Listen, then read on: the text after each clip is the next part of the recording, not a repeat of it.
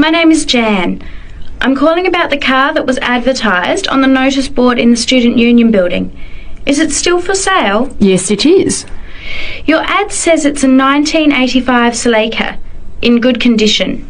It's old, but it has been well looked after.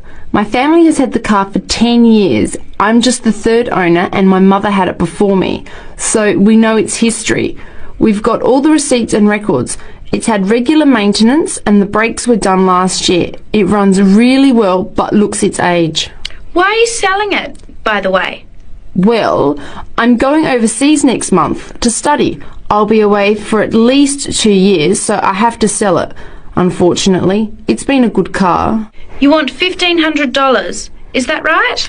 I was asking $2,000, but since I need to sell it quickly, I've reduced the price. Would you like to come and take it for a drive? I don't live far from the university. Yes, I'd like to have a look. What time would suit you? Any time this evening is fine. Well, I finish classes at 6 o'clock. How about straight after that? Say 6:30? Great, I'll give you directions.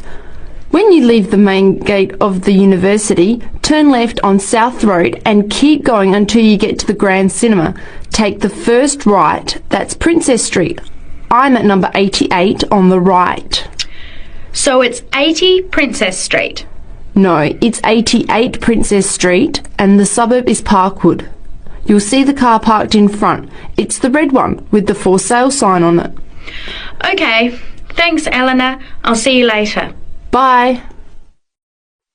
Before you hear the rest of the conversation, you have some time to look at questions 7 to 10.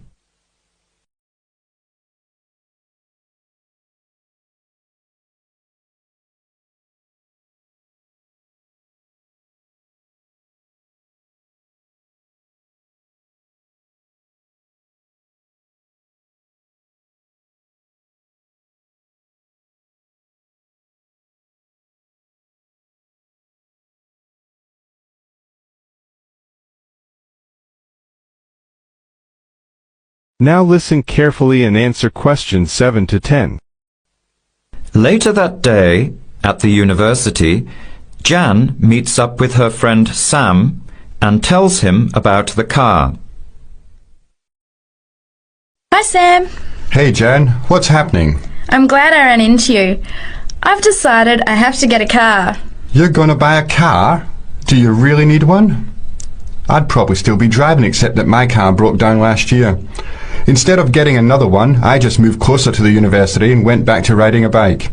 Better for the environment, better for my health, and I save a lot of money. Did it really cost that much? Well, when you think of registration, insurance, rising petrol costs, parking plus maintenance and repairs, it adds up. I know it's going to be expensive, but I really need my own transportation. It takes half an hour by bus each way to university as it is. But now I'm working at night in the city. There's no way I want to hang around waiting for a bus late at night, then walk 3 blocks home alone. Hey, I think you've got a point there. So what kind of car are you looking at? It's an 85 Celica, same kind as I used to have.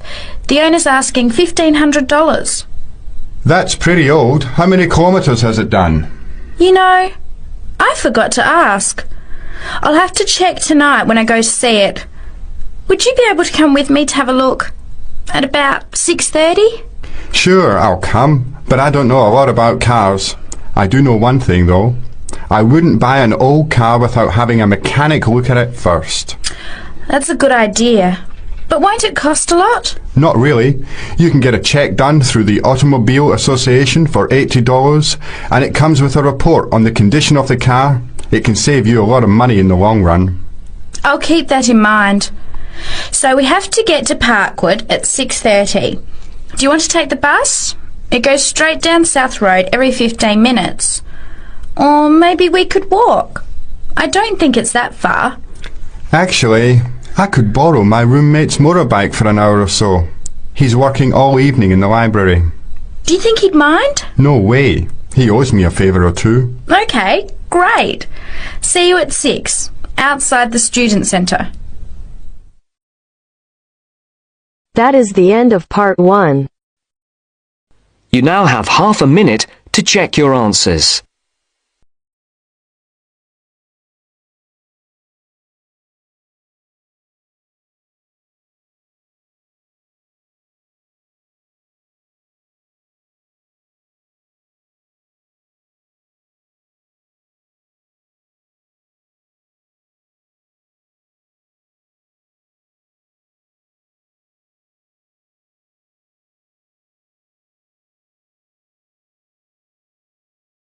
Now turns to part 2. Part 2. You will hear some students talking about an assignment. First, you have some time to look at questions 11 to 15.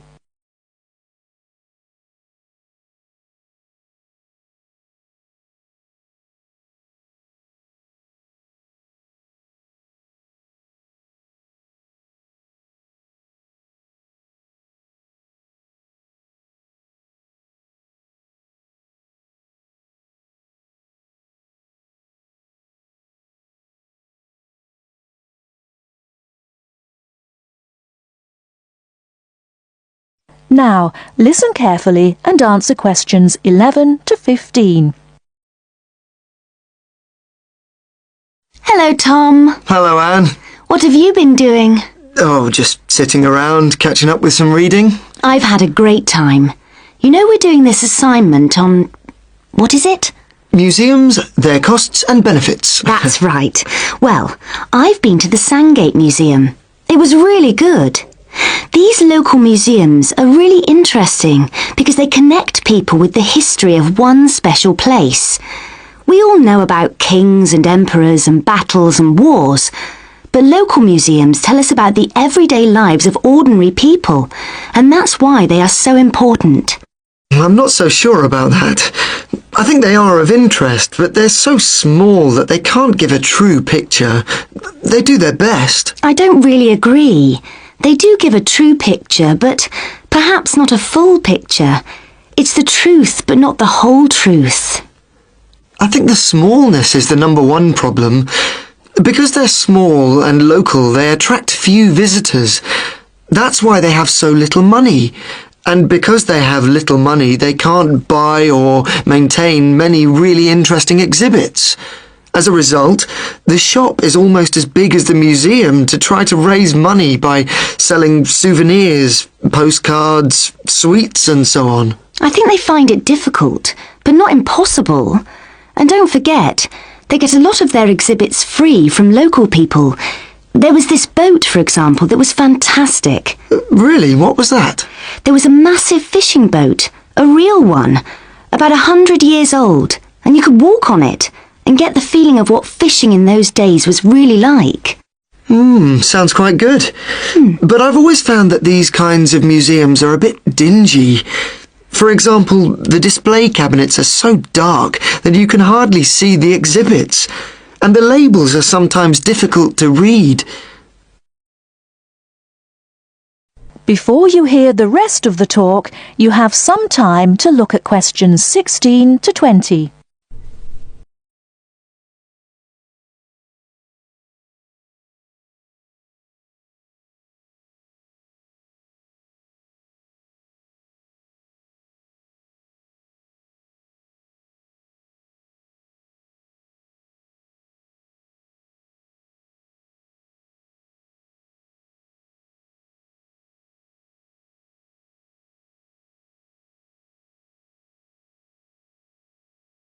Now listen and answer questions 16 to 20. So coming back to our assignment, what we've got to decide is whether these museums should be funded by the government or just by local people. I think it depends entirely on what kind of museum it is. How do you mean? Well, take local history museums. They are small, so they won't survive without financial support. But that should come from the local authority, since only people in that area or tourists will visit it. I agree, but what about big natural history museums? Surely they should get money from the central government. Why? Children who want to learn about nature can go out into the countryside with their school teachers. They could survive from donations, and they get loads of visitors anyway. The state should spend more on science museums, since not enough people are studying science these days. I'm not so sure.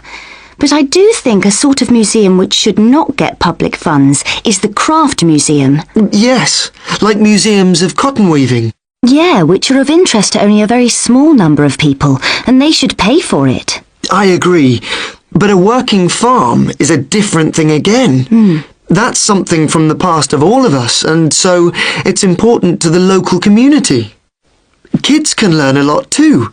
That's the sort of thing that the local government should be spending its money on. Yes, I agree. Well, I think we've got plenty of ideas for our assignment.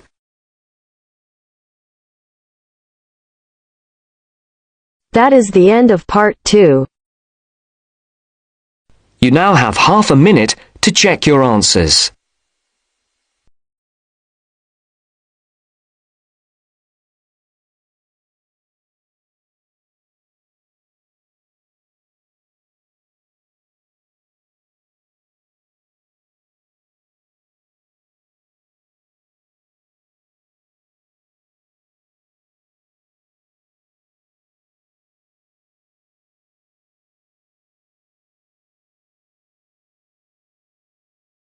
Now turns to part 3.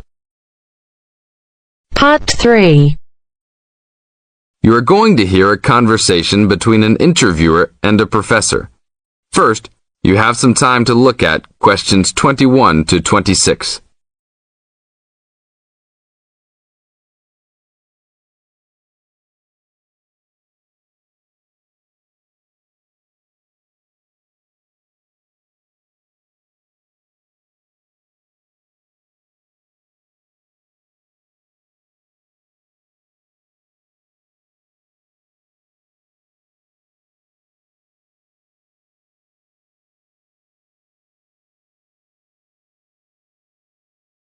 Now listen to the tape and answer questions 21 to 26. Today I'm here with Professor Nittick, who is our new university president. He has been a professor for 20 years and teaches many of the best classes on campus. I know many of you have had him as a teacher and know of his brilliance. Good morning, Professor Nittick. Thank you for stopping by the student station. Thank you for having me here. It is always great to get to meet many of the students who are involved with our school. I haven't been here since 2 years ago. Yes, I remember at that time you were still teaching every semester. 2 years later, you're only teaching every once in a while. But it seems like you are still always busy. The administration world is just as busy as the teaching world for you. How do you stay in touch with the university, even with the change in your everyday duties? I try to stay in touch with what is popular with the university students. I usually spend time with as many students as I can. They usually give me insight into what the new concerns and beliefs are for the new generation. On top of that, I try to be as youthful as I can. I consider myself to be youthful, at least for my age. So I always have a good time and try to stay young. I try my best to not just be a teacher, but also participate in university life. Interesting. So, are you still doing lots of academic work, or are you mostly concentrating on administrative affairs? Well, I mostly do administrative affairs now, but that doesn't mean that I still don't have a very deep interest in academic matters. I often visit other campuses around the world and meet other professors in my field. I learn the most by travelling and seeing the different places of the world and the different fields of thought. I even did a television programme last month in Manchester. Will you be on television any time soon then? Well, you can call the television station and see if I will be on television any time soon. Maybe I will be on the news report. I don't think it is really that significant, though. Oh, really? That sounds great. I will remember to look out for you. Let's move on. With all your busy travelling recently, how do you find time for your personal life? I try to keep my university life separate from my personal life. Sometimes it's hard to find time to just take my wife and 3 kids out for a family dinner, but usually we all manage to get together every few days. I'm taking a few weeks off next month to take my family down to South America, to Brazil for a few days. I can't wait to just sit on the beach. Wow, that sounds like a wonderful trip. Professor Nittick, could you tell the audience a little about what goes on in an average day of a university administrator? An average day? Oh, I don't think there is such thing as an average day for me. The last few weeks I've been travelling all the time. I can be in Los Angeles in the morning and in New York by the afternoon and back to Los Angeles by the evening. Sometimes I will spend the whole week at a new university, showing the new administrators the ins and outs of running a university. Sometimes I can spend the whole day in the office on the phone. So there really is no average day for me. I guess that is because I do so many different tasks. Sorry to let all the viewers down, but that is the plain truth. Now look at questions 27 to 30.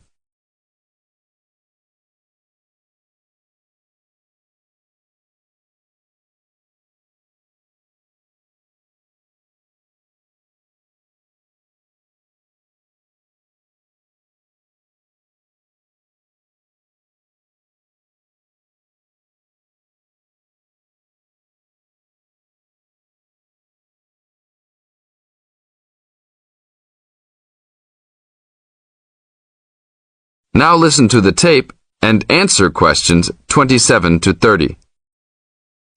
Well, I guess I can sum it up for them. You are a busy man. That is probably a good description. So, are there any immediate plans for the coming few weeks? Well, I'm in Los Angeles for the next 2 days, and then I fly to Colorado to meet a new prospective professor for our university. I will be in Colorado for about a week. Then I go to Japan for the next 10 days to meet with our university branch in Japan about record sales there. After that, I return to Los Angeles for a week, just in time for the graduation of the class of 2001. There you have it, my next month's schedule. Thank you very much, Professor Nittick. I always enjoy having you on our show. We hope to have you back on our show next time.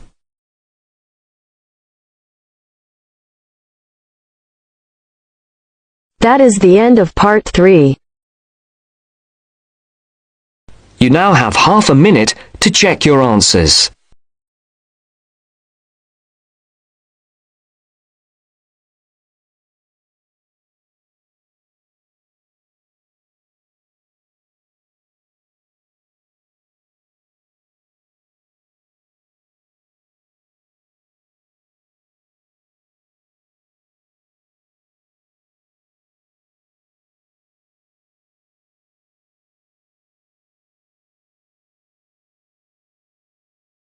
Now turns to part 4. Part 4. I've asked you here just to remind you about this Friday's field trip. First, you have some time to look at questions 31 to 40.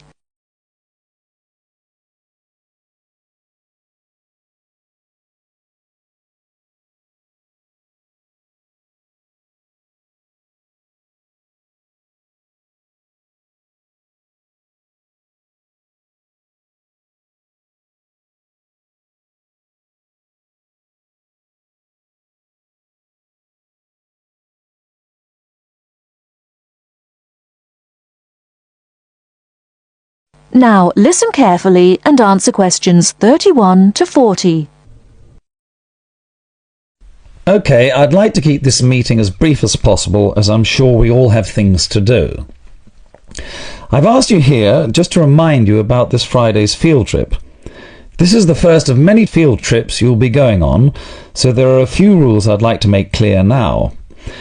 Most importantly, I want you all to remember that simply because you are leaving the college does not mean that you are not studying. This is an essential part of your course and should be treated as such. There will be 2 assignments for you to complete whilst you are there, and some extension work you will be expected to do over the weekend, so I suggest you all pay attention on the day. Moving on, remember that we are going to a salt marsh and must dress appropriately. High-heeled shoes and t-shirts are not what I consider appropriate. You need good footwear, preferably boots, and you should bring a waterproof jacket as the weather is unpredictable. It would also be a good idea to bring a change of clothes. There is a chance you will get wet, and a 3-hour return journey in damp clothes is nobody's idea of fun. We will be on the marsh from about 10 o'clock to about 4, so you will be given a light lunch. However, if you want to bring any snacks with you, then please feel free to do so, although we will be stopping for dinner on the way home. Now, this is the 4th time the college has been to Park Drive Saltmarsh, and so far we have never lost a student. However, remember that there are 28 people going, and if you are late, you will be keeping myself and your colleagues waiting, and at that time in the morning you will not find me very forgiving. Please try to arrive a few minutes before 7. If you are not here on the hour, you risk being left behind. For those of you who are being collected in the evening, you can expect to be back here between 8:30 and 9 p.m. But do warn whoever may be coming for you that the traffic is unpredictable and it may well be later. Before you go, I'll hand out your assignment papers and briefly explain what you have to do. Now, on the first page, all you are required to do is identify the flora and fauna on the page and find an example in the salt marsh. As I told you on Monday, you will need a camera for this. I recommend one of those disposable cameras rather than something more valuable, as the marsh can get very dirty. Now, on page 2, you will be looking more at the bird life on the marsh. You should be able to see what you have to do for this assignment, but there will be plenty of time on the way there to ask any other questions.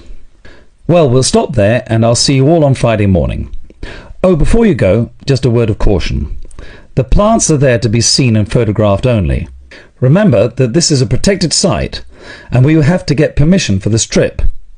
If there are any problems, we may not be allowed to go again, and you will be spoiling the opportunity for other students. Okay, if you have any questions, come and see me later today or tomorrow. That is the end of part 4. You now have half a minute to check your answers.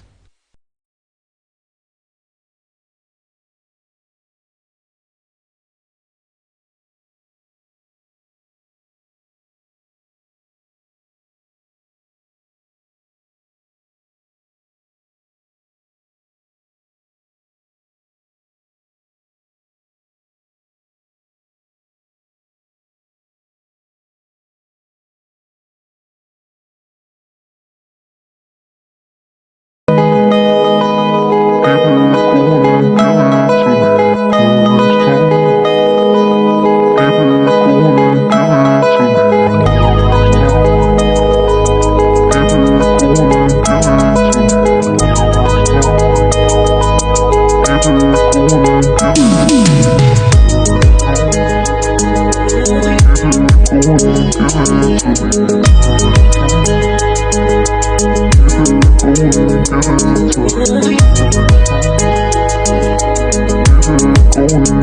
it to me.